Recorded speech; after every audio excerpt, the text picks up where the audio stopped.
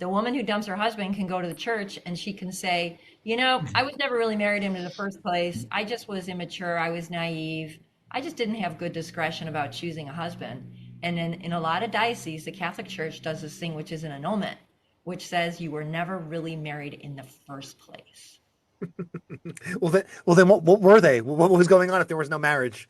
What is the Well, they were just the They're woman was a adulterous. victim of her own naivety and her immaturity, and the defendant was just a victim. Well, he wasn't a victim because it wasn't really her fault. Because there's a scandal going on in the Western world that Pope Leo has criticized, Pope John Paul II had criticized, Pope Benedict had criticized, Pope Francis. I don't want to talk about him.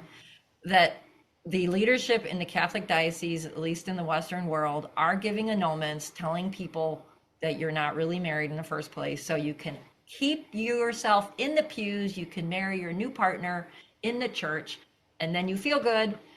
I mean, and I do agree there are some grounds for annulment. Like if someone is off the chart schizophrenic and they trick somebody, or the man who's seriously sexually perverted and he sexually assaults his own babies when they're born. Okay, those people have serious mental problems. Maybe they were actually not capable of entering a marriage.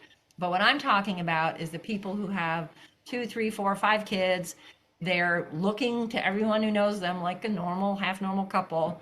And then one of them decides to go off the rails and well, they don't decide. They're unhappy with their marriage and they believe the solution is we need to get a divorce. And then they hear amongst the Catholics, oh, after you get your divorce, you should go get your annulment. Your annulment is this thing where the church kind of blesses your divorce, so you weren't really married in the first place. This is a problem.